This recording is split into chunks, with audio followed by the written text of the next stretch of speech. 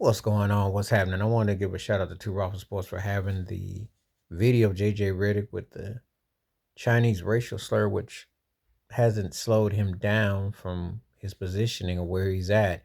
But I also go back to when Shaquille O'Neal got in trouble with Yao Ming and when he made remarks, and now him and Yao are joined at the hip pretty much now in association. And then also I saw a video where black basketball players went to China a couple years ago and they were greeted with the N word left and right. It's an interesting situation of culture. Um, the racism is everywhere you go. Now the Redick thing, he apologized for it.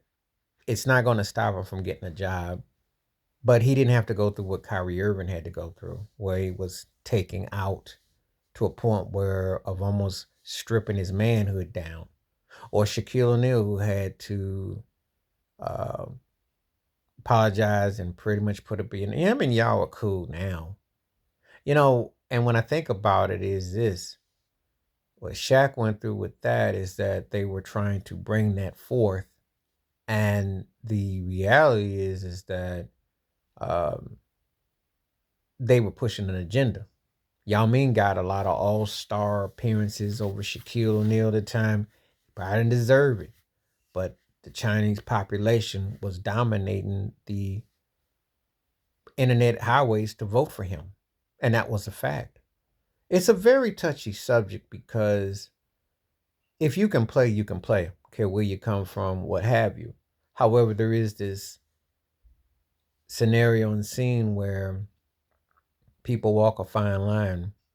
And so thinking about it with the Shaq experience with Yao Ming, Redick's Chinese remarks, and also some of the Chinese videos I've seen about black players going over there, and then I wonder about Stephon Marbury. So it really goes, uh, what does it mean in that community, considering that China owns everything in the world and the impact. So until you have those kind of discussions and conversations, it's a lot of stuff that's in the dark. Eventually, if people apologize and they're contrite, it goes on, and time has a way of forgiving and healing. But it is a very touchy subject. But I wanted to take time. I want to give a shout out to Ralph for having that video about that with Redick. And when you compare to what Kyrie Irving and some others went through, and I also remember what Shaq went through with that, with Yao Ming. Because Shaq's thing, they end up going to the Hall of Fame together. And some people don't feel Yao Ming was a Hall of Famer. That's a debatable topic. And this created rivalry between the two, even though it really wasn't, because Yao and T Mac did not become Shaq and Kobe. He had some pretty good games against Shaq, but Shaq was still was the better player. But they're cool. But it's some interesting, and it's interesting when I saw that video in China with those black players and they got greeted with the N word, because that is the reality. No matter where you go, that's what's pushed. And that's what you get your passport, get you in some places where they're not used to seeing a black face.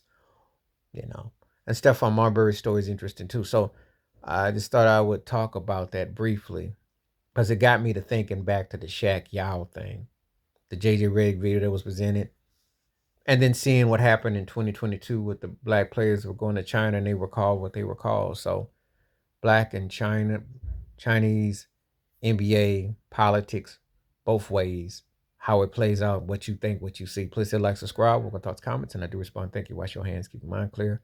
Watch out for another and share it if you like my piece.